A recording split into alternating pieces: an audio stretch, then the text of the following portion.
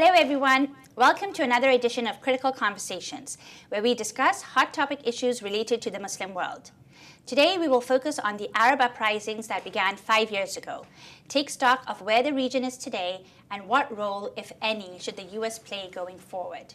To help us examine these issues, we have Dr. Muqtedar Khan in the studio, and we are delighted to welcome him back to the show. Dr. Khan is Associate Professor in the Department of Political Science and International Relations at the University of Delaware. He also founded the university's Islamic Studies program, where he was director 2007 to 2010. He is the author of several books, including American Muslims, Bridging Faith and Freedom, Islamic Democratic Discourse, and Debating Moderate Islam, the Geopolitics of Islam and the West. Dr. Khan frequently comments on international media outlets, and his commentaries appear in newspapers throughout the world. He is also the co-founder of the Delaware Council of Muslim and Global Affairs. Dr. Khan, thank you so much for joining us again. Thank you for having me, Mehlaka. So, Dr. Khan, the Arab uprisings began with great promise, great fervor, a lot of enthusiasm, from Tunisia to Libya to Egypt and Yemen. And yet 5 years on, it seems that the stability, the prosperity, the democracy that protesters in those countries had yearned for and protested for hasn't really come, to the region. What do you think are some of the internal social and political dynamics that prevented the uprisings from turning into an Arab Spring? See, even though it is one region, and we refer to it as broadly as the Arab world, and even though at the same time they had this sequence of uprisings against authoritarian regimes, the thing that is important for us to understand is that the conditions in each of the country are very different. Mm-hmm. For example, what complicated the politics in Libya was tribalism, essentially a struggle between tribes. Mm-hmm. What complicated the situation in Egypt is struggle between secular authoritarianism and Islamism. What made it complicated in Tunisia was the role of unions, for mm-hmm. example, which are not there in Egypt and Libya. Mm-hmm. And what complicated the situation in Syria is sectarianism. So if you look at it, every country, there seems to be a different reason mm-hmm. why the impulse for democratization has failed and collapsed, and it appears as if the society was not ready for it.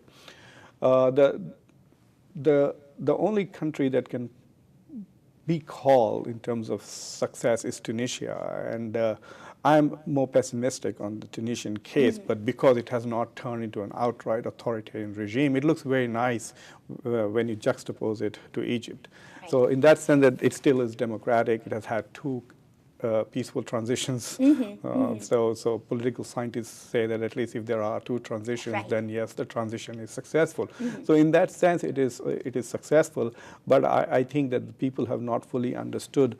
It'll take time for people to fully absorb the culture of democracy, of compromise, etc. Right now, people are using the openings as opportunism and opportunity to push their political agenda.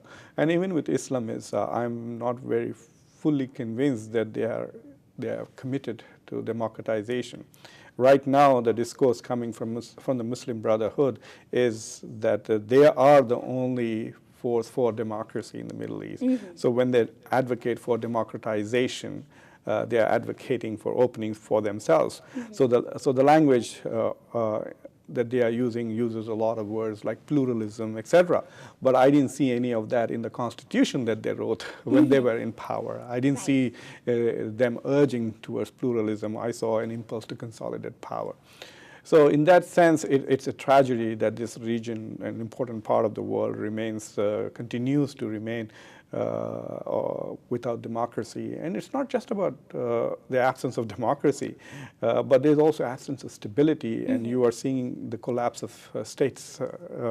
I think that both Iraq and Syria are failed states. There are some people who still count Iraq as a democracy in their world, but I think it's a failed state. And so add that Somalia and Yemen, and you are beginning to see in the Middle East.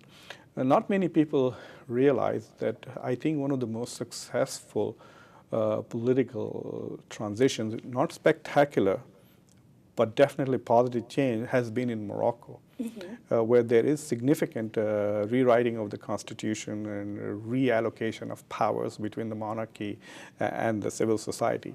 That is the only state which I think has made some progress without any negative consequences. So even the Tunisia has had a significant regime change. I think there's a decline of economy. A lot of Tunisians have joined ISIS, and there is clear rise of extremism in Tunisia. Touch wood, you don't see that in Morocco. So I think that in some ways, monarchies have turned out to be more stable in the Middle East. Jordan, Saudi Arabia. Right.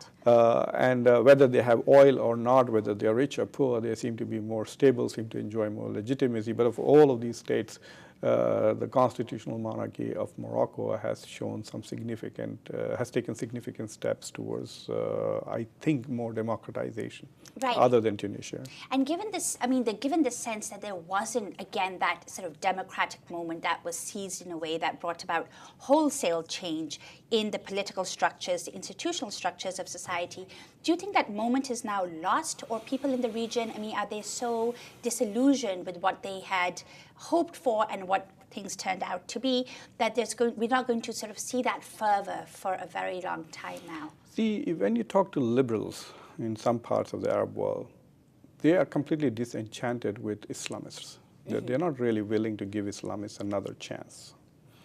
And when you talk to Islamists, they are disenchanted with democracy, and they're not willing to give, I think, democracy another chance. So if you talk to people who are sympathetic to the Muslim Brotherhood or from Muslim Brotherhood in Egypt, they say, well, what has democracy done for us? Nothing. It was just a transition point from Mubarak to Sisi, and the current regime is just as exploitative, as authoritarian as the previous one.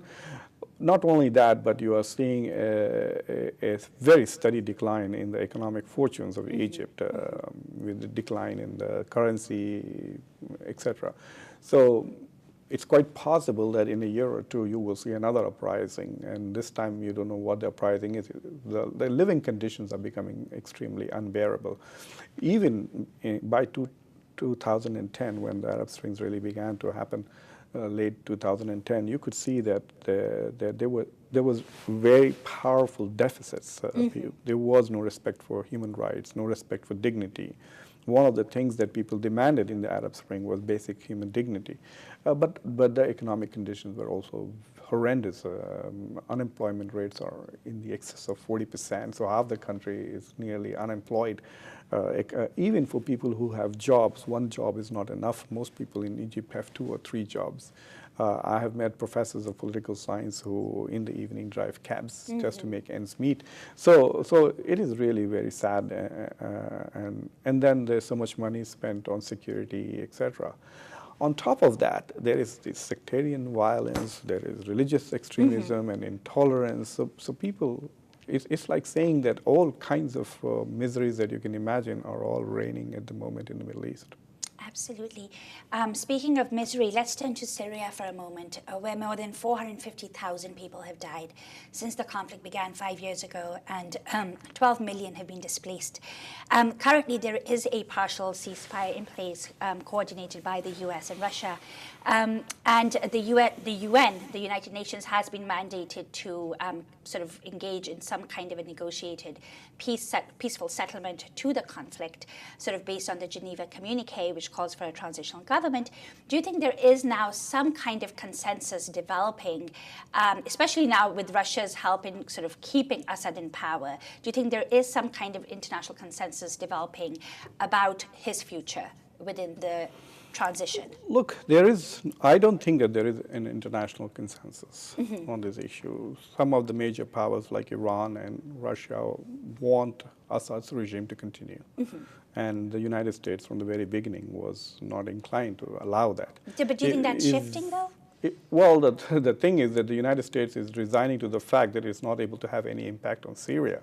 And it's moving into a position where they're basically saying, well, I don't think we can do anything. That's the point. It's not a question about, okay, this is our new policy, and let's work with Assad to go after ISIS, because it's not just ISIS which is going to be a problem, and some of the U.S. allies are also potentially allied with Al-Qaeda, and so you don't know what mess is there.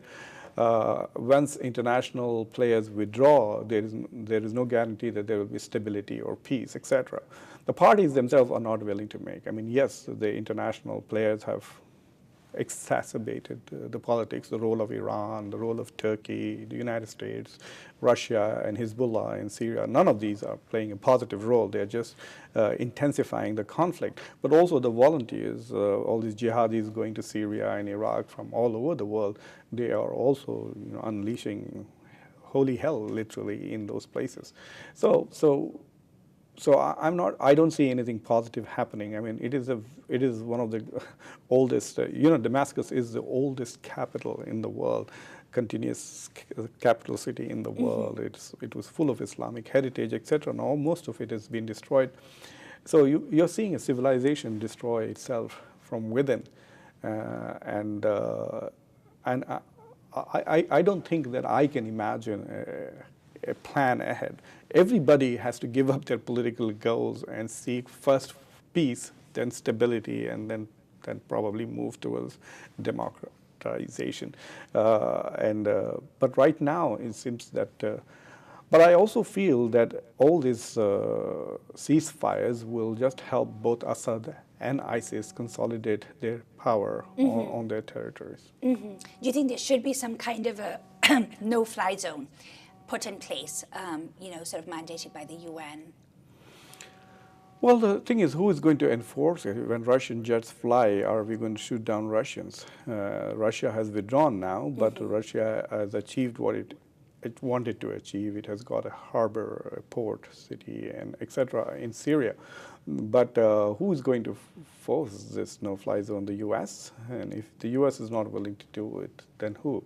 Turkey's only interest seems to be in the region is to undermine the growing strength of the Kurds and make sure that Kurds never reach a status where they can carve out a state for themselves.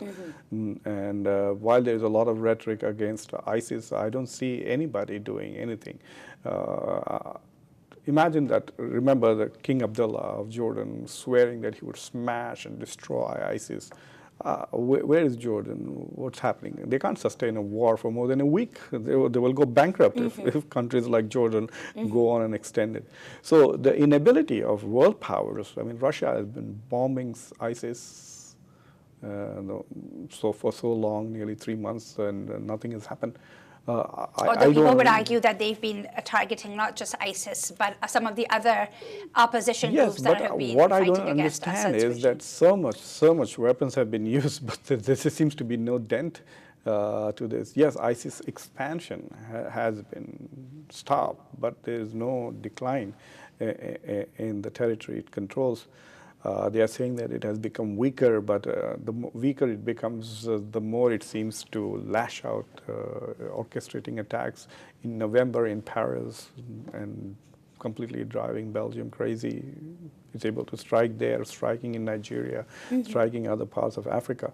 So ISIS seems to have these global tentacles, and it's able to trigger. So either it's fighting conventional wars, or it is using terrorism as an alternative option to strike Western powers at their home.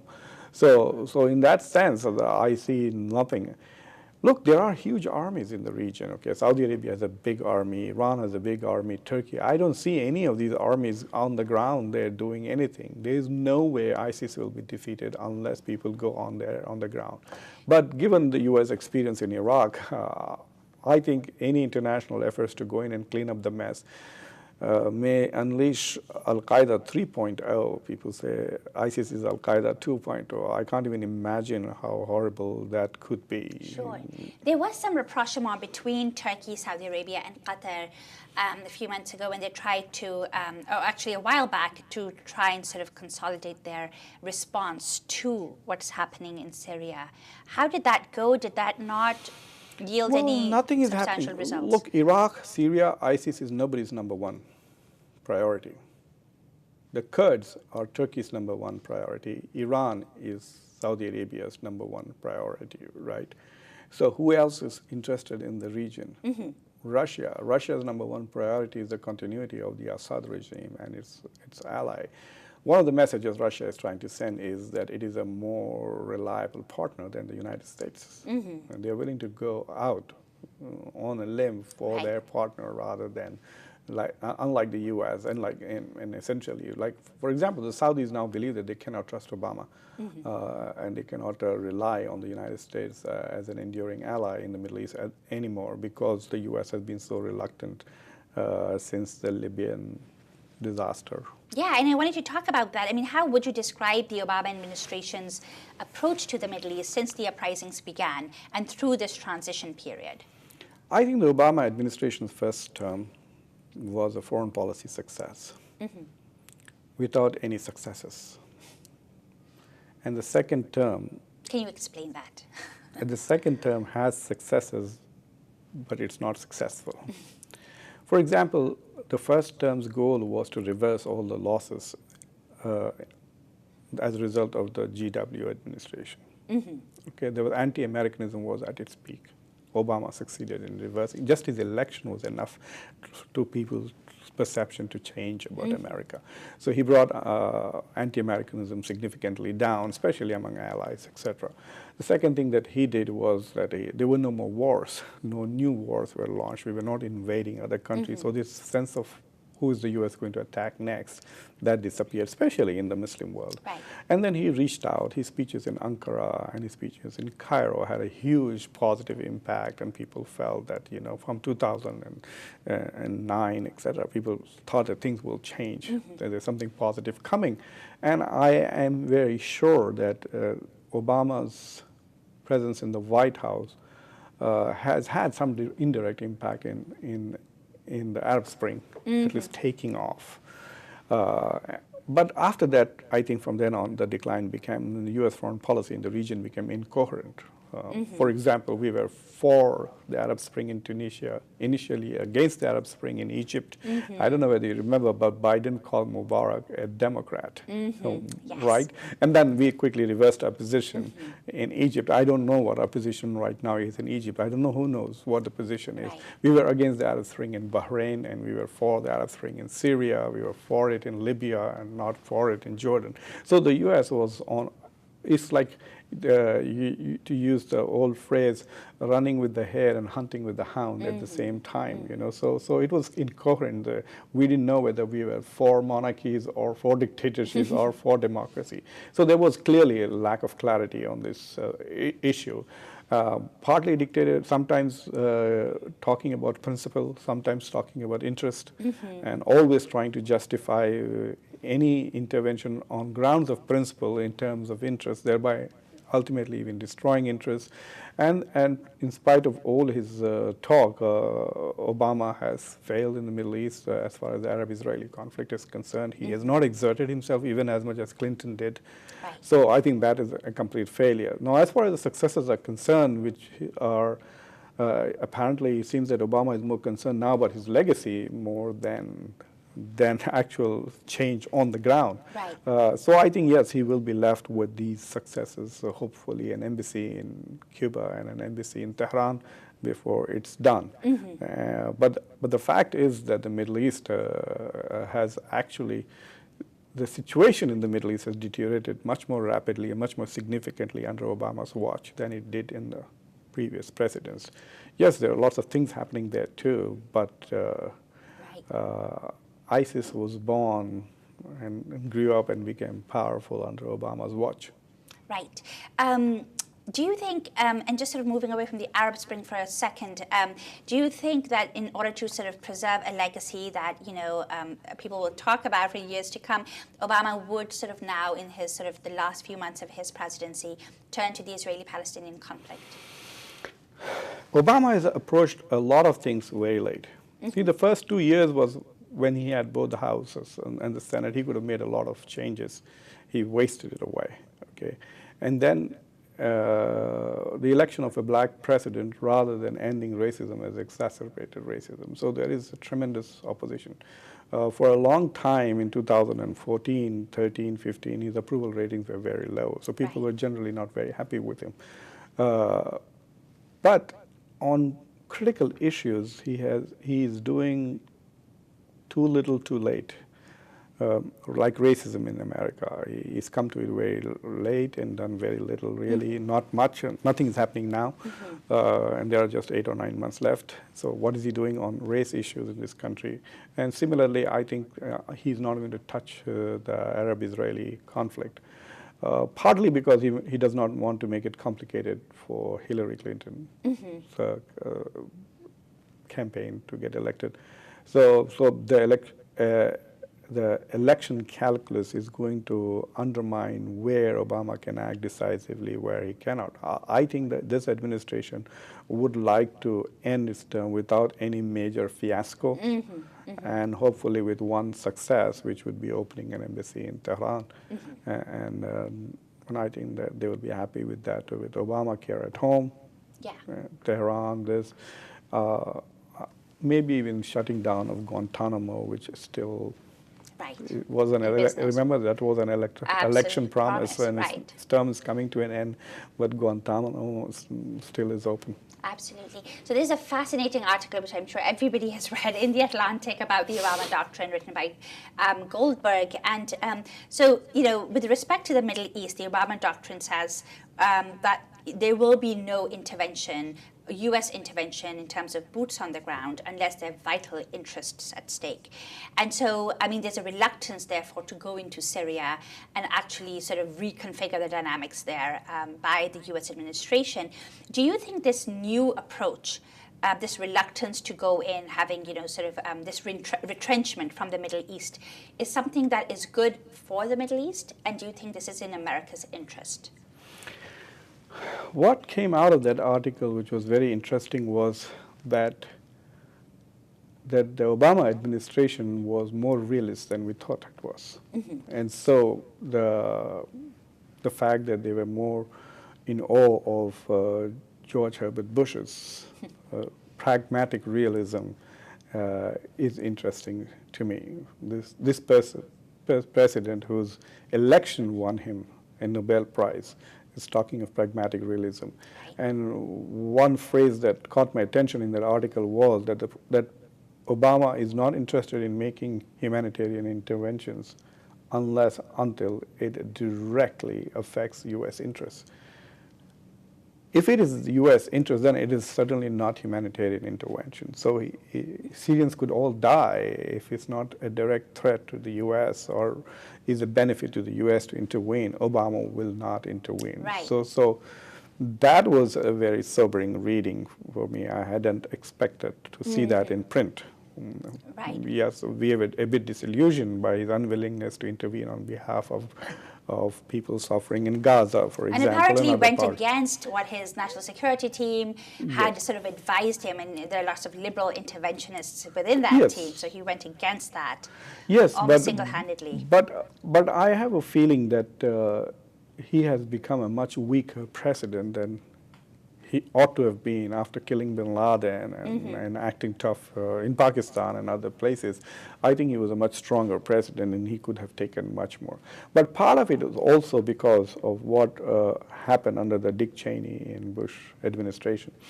U.S. war in Iraq from 2003 and the subsequent decline of U.S. economy has irreparably damaged the U.S. capacity to act. U.S. is not as powerful as it used to be. And the U.S. capacity to shape political outcomes in the Middle East using military force has become irrelevant. We just can't seem to have an impact. No matter how much we bomb, we are having no results. So the military as a tool is not working in the Middle East. Terrorism is on its peak. This whole week belies all the billions of dollars spent in the war on terror. And on top of that, the capacity to diplomatically achieve outcomes are also not very inspiring. And then we have a much weaker economy. So the U.S. has become economically weaker, diplomatically weaker, and militarily unable to have an impact in spite of being a major and power. Diplomatically weaker because it does not have the economy to back its words up, or doesn't have the military prowess. Well, it cannot buy compliance, and it has also lost credibility. if you were a U.S. ally, would you rely on the U.S. to come to your help in moments of crisis? And I'm not very sure that is true. Even Egypt turned towards Russia and Saudi Arabia, one our ally, because they were not sure. Or Sisi was not sure whether he was going to help him, and Muslim Brotherhood was also not sure whether the U.S. was supporting them. So nobody is clear. So there is a lack of clarity in the policies, and what are we really going to stand for? It's not very clear. When will the U.S. intervene, when it will not intervene? And on top of that, I think the U.S. capacity to do things has also diminished significantly, and as it is, it's not good for the world also, the fact that the U.S. is not able to act decisively. The only people who seem to be acting decisively are the jihadis. And speaking of the militants, we have seen a spate of attacks across the world, allegedly all of them carried out by Muslim militants, from Nigeria to Turkey to Belgium to the Ivory Coast, and most recently the attack in Lahore yesterday in Pakistan. What in your mind is the best way to address the scourge of militancy in the Muslim world? Do you think the causes of the militancy, I mean, are they socio-political in nature, economic, or is it more of a religious cause? The problem with militancy and terrorism is that the moment you hypothesize that this is the cause, you can always find empirical evidence to the contrary. If you say poverty is the reason why people are turning towards terrorism, then the people who perpetrated 9/11 and bin Laden were rich people. They should have been on the French Riviera, not in Afghanistan. If you argue that it has got to do something with the religious values, then you can also argue that then why aren't more people? The Salafi movement, for example, is very wide, but the Salafi jihadis are very few in number. So it's very difficult to pinpoint one or two causes to explain this phenomenon. But one thing is very clear, that as far as the non-Muslims of the world are concerned, they claim that Islam is a religion of peace, and Islam does not teach that. Is sounding more and more hollow, to such an extent that I find that I cannot use it with a straight face. Muslims have contributed to Islamic scholars and Muslim teachings have contributed to some degree of radicalization. We demonize other religions routinely. You know, like for example, yesterday there was this horrible attack in Pakistan which targeted Christian children. Right. But if you go to any mosque or many mosques in the United States, at every Christian festival, there is a demonization of Christianity. Oh, Christmas is nothing but a pagan holiday, and Christians are not monotheists, and Christians are this and that. They have changed their religious. So there is this constant rhetoric which demonizes other religions, disrespects other religions, does not recognize other religion and other spiritual traditions as authentic and meaningful at all. Only Muslims are the true But don't pathways. other faith traditions do the exact same thing? No. If you look at studies and research, if you look at Pew studies, evaluation, even 55% of evangelical Christians in the U.S. believe that Muslims will go to heaven.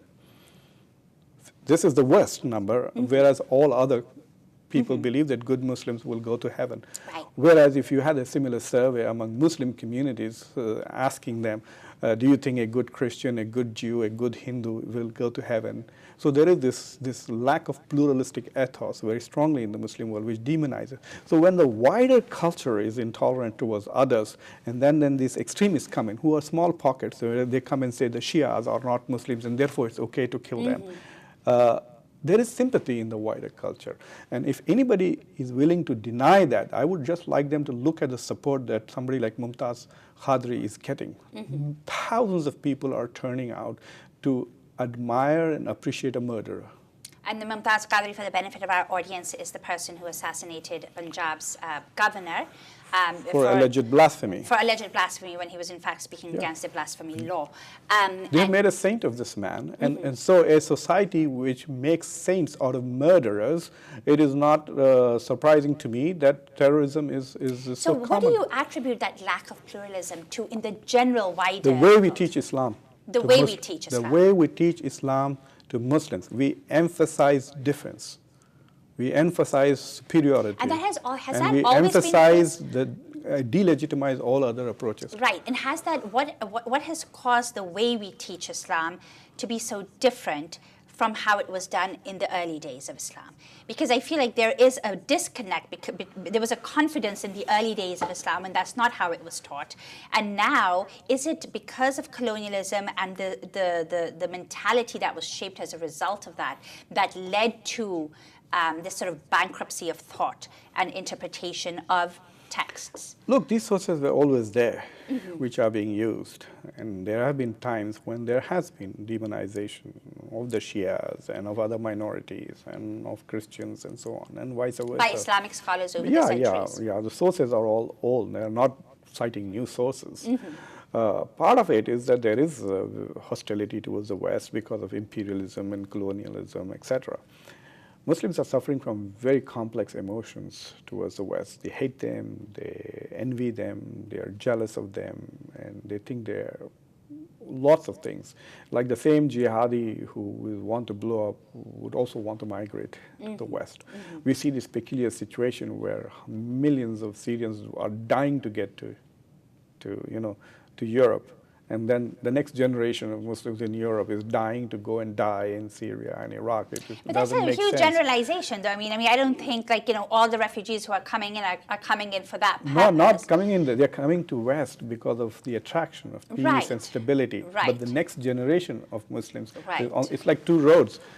Refugees seeking safe harbor in Europe, and those who are already there, some of them are going in the opposite direction, right? Now you could interpret that as a consequence of racism, etc. But there are other people of other faiths. There are Hindus living in Europe too. There are Buddhists and Asians living.